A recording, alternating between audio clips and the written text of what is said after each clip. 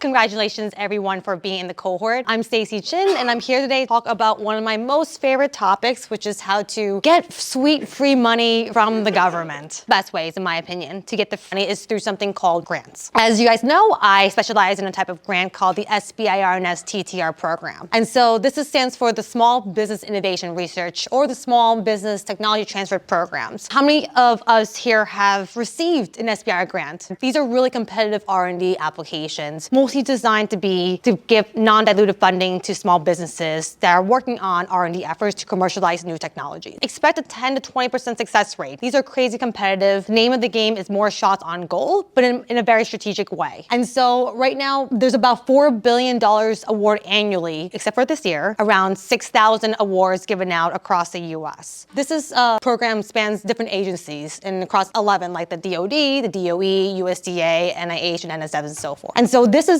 one of the best ways, in my opinion, to get non-dilutive capital to push forward your R&D efforts without giving away your equity. And so why do we have this program? There's a couple of different reasons. So the SBIR and STTR program is sponsored by the US SBA, and their goal is to foster innovation across the US. Their goal there is to support and encourage new developments and new technologies by giving you guys non-dilutive capital. We want to promote commercialization. How can we spur economic growth, new jobs in this vehicle? And finally, can we give non-dilutive capital for startups that can advance federal research that are aligned to what they're looking for in order to advance the next steps to make sure we have a competitive edge in the marketplace? The SBIR and STTR program comes in 3 different phases. Phase 1 is all about proving your feasibility. Do you have a proof of concept? Do you have an idea that might work? And typically you have these heavy R&D programs that are these avenues. They give about up to even $300,000 of a phase 1 award, project period of 6 to 12 months. If you were successful in your phase 1 application, you can proceed to a phase 2, and that's when you continue your R&D efforts and push forward towards commercialization, whether that is getting a pilot, integrating it with a partner, or looking at scale. And typically these are around like $1 to $2 million a year grants or contracts for a project period of about 2 years. And then finally, if you are successful, you can then proceed to phase 3, which is all about commercialization. And usually this is when you partner with a private institutions or obtain a governmental contract to proceed with next step, usually through either a paid pilot or just a partnerships with an end user. All right, so if you're thinking about going for an SBIR program, there are some things we have to check off our checklist. First, you have to be a small business in the US that's a for-profit entity. Next, you have to be independently controlled. Over 51% of your company needs to be owned by US citizens or permanent residents. Next, your PI must be primarily employed by the small business. You have to be engaged in R&D effort. We're not here to fund market research, customer discovery. They want the hardcore technical R&D efforts to fund that is also pushing towards your commercialization, go to market. You have to be small, which means that you have to have less than 500 employees in the company. And finally, even though we encourage more shots on goal, you can't get awarded for duplicate awards. So that's where the strategy comes along, and we can talk more about that in a bit. So how do you put together an application? So in these 4 quadrants, it's kind of how I think about what do I need to do in order to have a strong SBIR proposal. The first thing they're going to look at across the board of all the agencies is your technology and the innovation strength. Do you have something that's novel, unique, and highly innovative? So they're looking at your technology. Are you making something that's groundbreaking or some just sort of increments based on what's currently out there? The latter they're not interested in. They're looking at your proposal. Do you have rigorous R&D efforts that can help you progress your proposal and your technology? And finally, your research plan. Do you have a feasible research plan that will take you from point A to point B upon completion of your efforts? Next, it's not enough to just develop your technology, but we have to position it for commercialization. So even though you have this solution on your technology, are you taking that and are your efforts solving a big market gap? And we can talk more about how to address that market opportunity. Next thing, do you have competitive advantage, right? Whatever you're working on, how does that perform better compared to what's out there? And that's really important to make sure we stand that out in our applications. And then finally, how do you make money from this, right? We work with a lot of excellent PhDs in sciences and engineers that are developing groundbreaking research, but not all of that can lead to revenue. So we want to make sure when we plan our technical applications and our R&D approach that we align those efforts towards the market needs so that we can eventually make money. Next, they're looking at your team. They're looking at you as a PI and whether you have the right resources in place to carry this out. So that means, do you as a PI have the right expertise and background to carry this out? 2, do you have the right technical expertise, whether it's clinicians or engineers or scientists, to actually carry out what you propose in your efforts? And then finally, if you need a physical space, do you have access to that physical space? If you're doing software, do you have the right resources to make sure everything's compliant. And then finally, alignment with the SBIR agencies. Although different agencies have many different SBIR programs, sometimes your technology and your go-to-market goal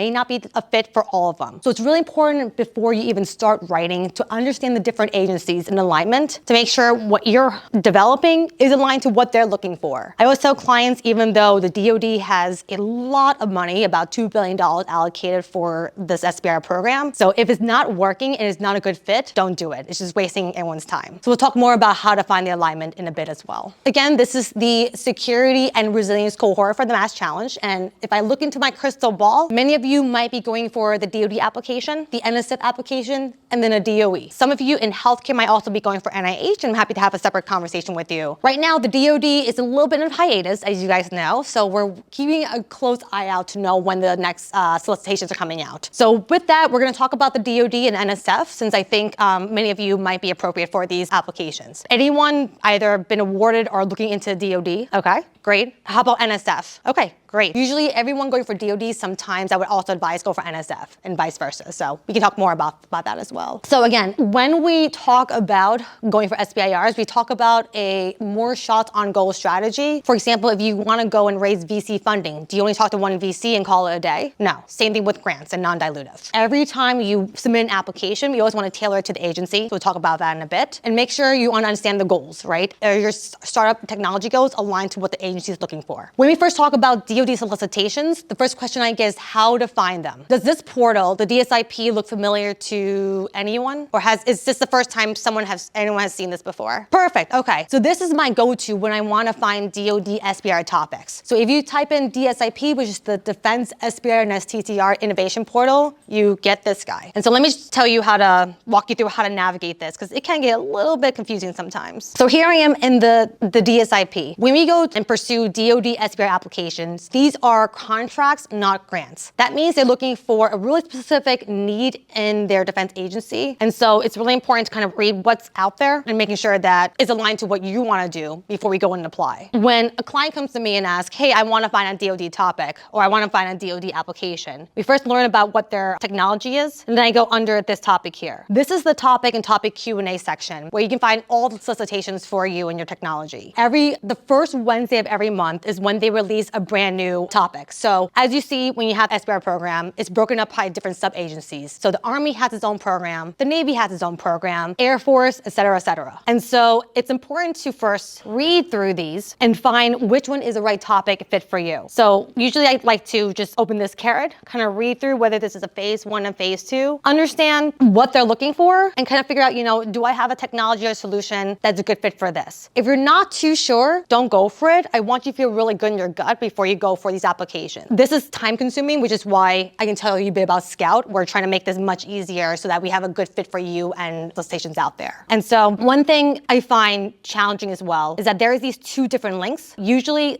this link goes to the solicitation of the entire program. But as I shared, each of the sub-agencies have their own rules and regulations as well. So you can kind of lean on this as your overall Bible. When you prepare your application, you really want to look at the component instructions, because the Army is going to have different solicitation requirements than the Navy. Some might be pitch decks, some might be 15 pages, some might be 5 pages. You miss one document and then you're out. So this is a very important thing you want to read through to its entirety, understand what the components, and make sure your technical narrative and all the supporting documents are aligned to what the agency looks like. Right, so if you miss like a line, or like if you miss one mandatory documents, that's an excuse for them to withdraw your application. So that's why I want to make sure everything is to the T, follow the rules and regulations before we submit. So like I mentioned, new topics come out every single Wednesday of the month. AIforgrants, for example, so DoD, you have all the sub-agencies. You have Air Force, Navy, Army, DHS, et cetera, MDA, et cetera. Air Force is really interesting because they love innovation. So they're trying to figure out how to unlock more capital to fund more innovation. So the Air Force has a really cool program called the AIforgrants. So AIforgrants is spun out of the Air Force, and the Air Force also has a traditional one as well. The AIforgrants program is an SBIR program that's all about finding your end user. So phase 1 is about pitching your application, understanding what the needs are in the Air Force, and then finding who that end customer is. That's how you want to position your AIforgrants SBIR phase 1. And that's a really different compared to all the ones we talked about. It used to been a pitch deck as an application for 4 or 5 years, but they recently changed it to a white paper. So that was always fun, which is why it's important to read the solicitation. So the AIforgrants program, bottom line, is part of Air Force, comes out, the phase 1 comes out once a year, and then phase 2, director phase 2 comes out another time a year. So we're going to keep an eye on the deadlines. They're posted this as well too. But the best way to find the solicitation and to keep an eye on is to go on the website. So the source of truth is always on their website. Each of the agencies also have their own SBIR websites, just to have everything in one place. But it's still, in my opinion, a little bit challenging. So that's why at Scout, we're trying to make it easier with AI to make things a little more cohesive and comprehensive.